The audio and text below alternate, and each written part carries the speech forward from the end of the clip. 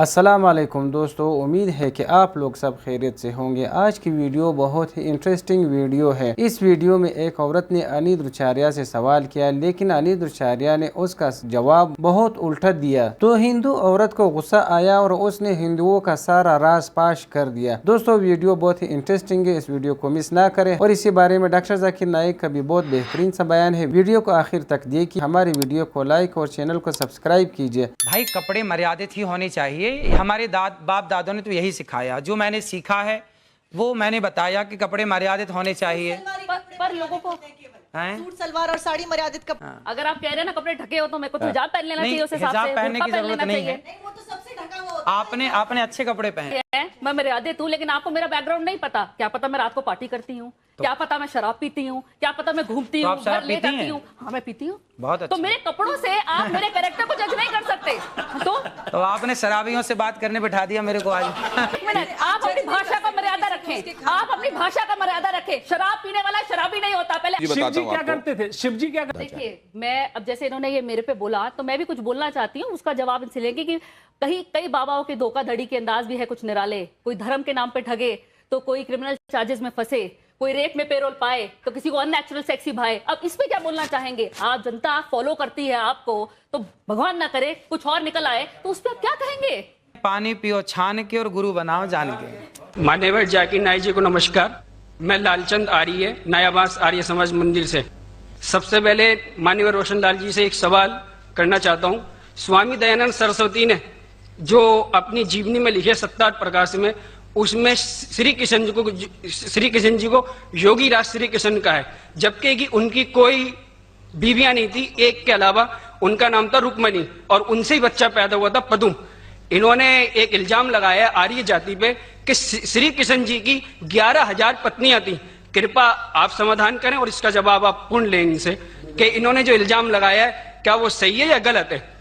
जवाब के लिए इंशाल्लाह मैं हाजिर हूं। इधर सवाल मुझसे पूछा जाएगा इंशाल्लाह। शंकराचार्य अगर चाहते मैं जवाब के बाद इजाफा करना चाहते मैं उन्हें दे दूंगा इंशाल्लाह। मैं भी तालिब इल्म हूँ अल्हम्दुलिल्लाह। सिर्फ कुरान का नहीं, वेद का भी, महाभारत, रामायण इंशाल्लाह। पहले आपका सवाल दूंगा इंशाल्लाह और बाकी जो शंकराचार्य ने कहा उसका भी जवाब दूंगा। भाई साहब ने कहा कि जो मैंने इल्जाम लगाया कि कृष्ण के 16,000 से ज्यादा बीवी थी, वो इल्जाम ने वो आपके महाभारत में लिखा हुआ है। और कृष्ण की एक बीवी ने 8 बीवियां थे। 8 बीवियां थे, उसमें से रुक्मणी थी। 8 बीवियां थी। उसके बाद 16,100 जब जंग के हालत के अंदर उनने 16,100 से शादी की। ये लिखा है महाभारत के अंदर अनुशासन पर्व में। मैं आपको हवाला दे रहा हूं। किसी भी धर्म में, किसी भी मजहब में जब आप तकरीर करते हैं, जवाब देते, उसका हवाला होना चाहिए किताब से। मैं कहता हूं या कोई स्वामी कहते या शंकराचार्य कहते, उसकी वैल्यू 0 है। मैं कुछ कहता हूं इस्लाम में, उसकी वैल्यू 0 है। मैं हवाला दूंगा कुरान और सही हदीस का।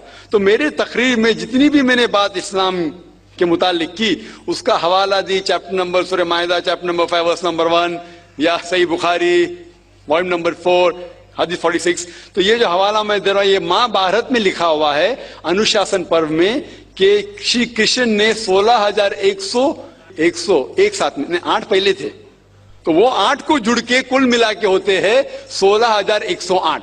तो 16,100 साथ में उन्होंने की। वो जंग के हालत में जब कई लोग मारे गए, तो उस हालात में तो ये इल्जाम नहीं, हकीकत है। अगर आप समझते ये गलत है तो आपको महाभारत में नहीं मानना चाहिए। और जो लोग ने अभी तकरीर की, मैं तकरीर के बाद माशाअल्लाह जब शंकराचार्य ने कहा और शुरू किया, उन्होंने पूरी तकरीर में एक अरबी की आयत की तिलावत की, आयत या अरबी बोले कलमे की तिलावत की, और एक संस्कृत की तिलावत की। और कई लोग ने जब उन्हें कहा ला इलाहा इल्लल्लाह मुहम्मद रसूलुल्लाह, जब उन्हें कहा कलमे शहादत ला इलाहा इल्लल्लाह मुहम्मद रसूलुल्लाह, बहुत लोग ने ये समझा होगा कि जो कह रहे हैं शंकराचार्य वो मुसलमानों को बहलाने के लिए कह रहे होंगे। उनकी क्या नियत थी अल्लाह वाला, मैं नहीं जानता। मैं उनकी नियत के ऊपर शक नहीं कर सकता हूं। लेकिन क्योंकि मैं तालिब इल्म हूं इस्लाम और दिगर मज़ाहिब का, मेरे दिमाग में फौरन जो वो कह रहे थे कि ये एक कलमा वेद का निचोड़ है, पुराना का निचोड़ है, जो वो कह रहे थे, फौरन मेरे दिमाग में वो श्लोका याद आने लगे। और शंकराचार्य बिल्कुल सही कह रहे थे। उनकी नीयत क्या थी अल्लाह आलम, लेकिन वो बिल्कुल सही कह रहे थे कि अगर आप हिंदू मजहब की किताब पढ़ेंगे, उन्हें सही कहा कि हिंदू मजहब, ये नाम जो हिंदू है ये ब्रिटिशर्स ने दिया है, अंग्रेजों ने दिया। ये हिंदू लफ्ज जो है अंग्रेजों ने दिया है, सही नाम होना चाहिए वेदांती से सनातन धर्म। ये हिंदू जो नाम है ये हिंदुइज्म अंग्रेजों ने दिया। हिंदू नाम सबसे पहले पर्शियन लोग ने जब आए थे हिमालय के जरिए, और जो अरब लोग आए थे हिंदुस्तान में, उन्होंने नाम हिंदू दिया।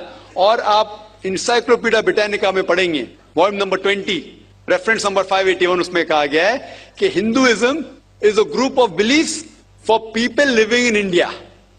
तो हिंदुइज्म जो लफ्ज है ये अंग्रेजों ने दिया है, सही लफ्ज होना चाहिए सनातन धर्म। और बिल्कुल सही है कि सबसे ऊंची किताब हिंदुइज्म में वेद और उपनिषद पुराना।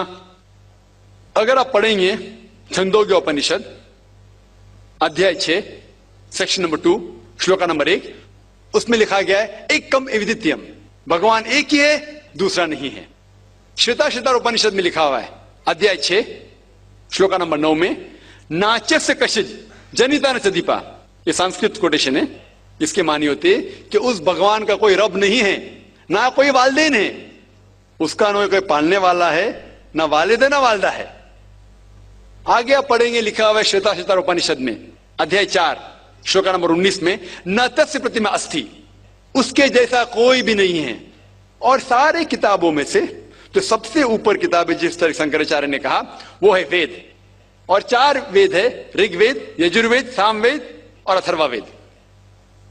यजुर्वेद में लिखा हुआ है अध्याय 32 चैप्टर नंबर 32 श्लोका नंबर 3 वर्स नंबर 3 में लिखा है, न तस्य प्रतिमा अस्ति, उसका ना कोई अक्ष है, ना कोई बुत है, ना कोई तस्वीर है। उस भगवान का ना अक्ष है ना तस्वीर है। और आगे लिखा हुआ है यजुर्वेद में अध्याय 40 श्लोका नंबर 9 में, अंधात्म प्रविशंति या असम्मुति उपास्ते। अंधात्म मीन अंधकार, प्रविशंति मतलब अंदर जाना। वो लोग अंधकार में जा रहे हैं जो लोग असंभूति की पूजा करते हैं। असंभूति मतलब कुदरती चीजें, हवा, आग, पानी। जो लोग कुदरती चीजें की पूजा करते हैं वो अंधकार में जा रहे हैं।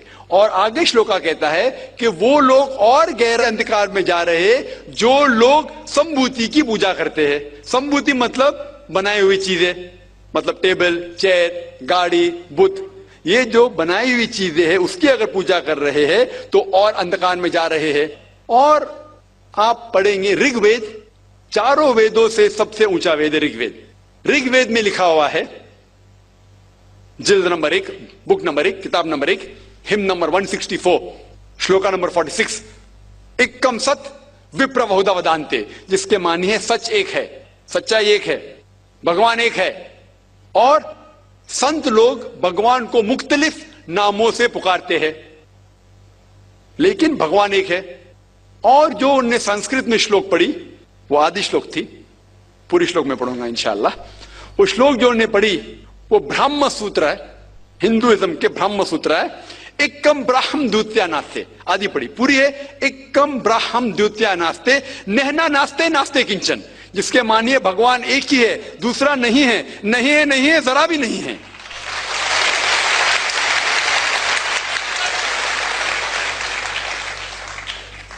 ये पूरा ब्रह्म सूत्र है। वक्त की किल्लत की वजह से उन्हें आधा पढ़ा और मुझे ऐसा लग रहा था जैसे कि उनने मेरी एक तकरीर सुनी जिसका मौजू है similarities between Hinduism and Islam, Hinduism और इस्लाम में यकसानियत।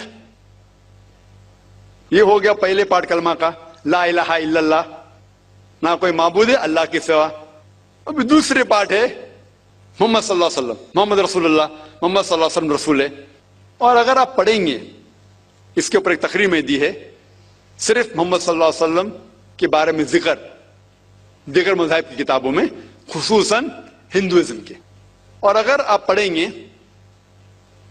पुराना का जिक्र किया उन्होंने, भविष्य पुराना में पर्व 3 खंड 3 अध्याय 3 श्लोका 5 to 8, उसमें लिखा हुआ है कि एक मलेच्छा आएगा, मलेच्छा मतलब फॉरेनर, बाहर का कोई शख्स आएगा, उसका नाम होगा मोहम्मद। वो अपने साथियों के साथ आएगा, जिसका मतलब साहबियों के साथ, और वो लोग को सही दिशा दिखाएगा और राजा भोज उनको इज्जत देंगे।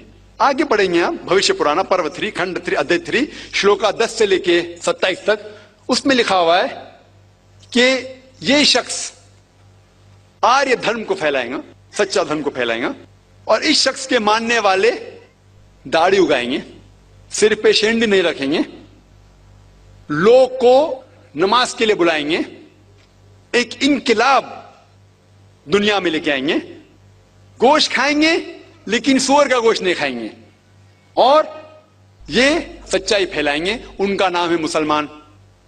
ऐसे कई मोहम्मद सल्लल्लाहु अलैहि वसल्लम का जिक्र भविष्य पुराना में है, ऋग्वेद में है, सामवेद में है, अथर्ववेद में है, और खुसूसन अगर आप पढ़ेंगे पुराना में भी है, जिसका नाम है कल की पुराना।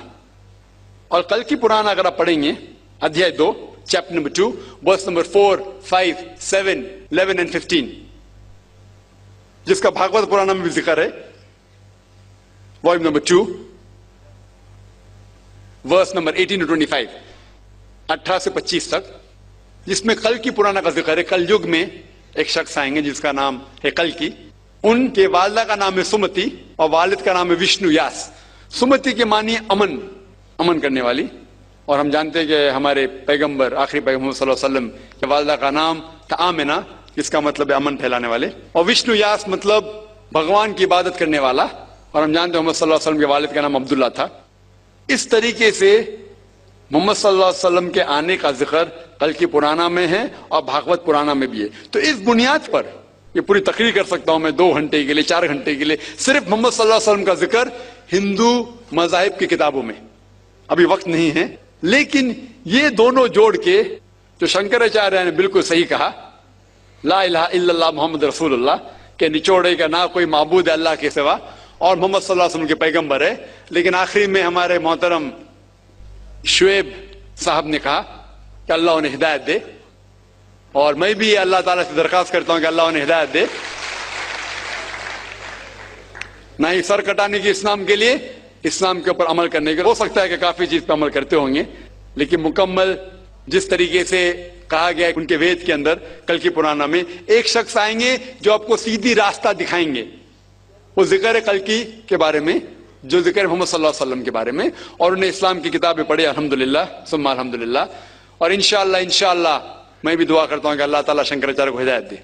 तो दोस्तों, वीडियो को आखिर तक देखने का बहुत शुक्रिया। हो सकता है कि इस वीडियो में आप लोगों को कुछ मालूमात हासिल हुई होगी। दोस्तों, इस वीडियो में हम लोगों ने जाना कि पंडितों के अक्सर बयानात जो है वो गलत मैसेज देने पर मुबनी होते हैं। दोस्तों, पंडित अक्सर तो या क्रिमिनल होते हैं, या तो जिना के केसों में मुब्तला होते हैं, या कोई और ऐसे गलत कामों में मुब्तला होते हैं। लेकिन इस पंडित ने, जिसका नाम शंकर आचार्य जी है, इसने बहुत बेहतरीन बयान किया। इसने ना अपने धर्म के बारे में अच्छा बयान किया, बल्कि इस्लाम को भी अच्छे अल्फाज से याद किया। तो दोस्तों, डॉक्टर जाकिर नाइक का भी बहुत बेहतरीन सा बयान आप लोगों ने सुना। डॉक्टर जाकिर नाइक ने भी उसका बहुत बेहतरीन सा जवाब दिया। और शंकर आचार्य ने जो कलमा पढ़ा कि ला इलाहा इल्लल्लाह मुहम्मद रसूलुल्लाह, बहुत बेहतरीन बात किया। और आखिर में डॉक्टर जाकिर नाइक ने उसको हिदायत की दुआ भी की। अल्लाह ताला शंकर आचार्य को हिदायत नसीब फरमाए। तो दोस्तों, इस तरह की मजीद वीडियो देखने के लिए हमारे साथ रहिए। हमारी वीडियो को लाइक करें, चैनल को सब्सक्राइब करें, ताकि इसी तरह की मजीद वीडियो आप लोगों तक पहुंचती रहे और आप लोगों के इल्म में इजाफा होता रहे। और वीडियो शेयर करने का ये फायदा है कि ये आगे जितने भी लोग देखेंगे, जितने भी लोग इससे हिदायत हासिल करेंगे,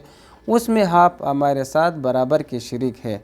दोस्तों, वीडियो आखिर तक देखने का बहुत शुक्रिया। अपना बहुत सारा ख्याल रखिए। इजाज़त चाहते हैं। अल्लाह हाफिज़।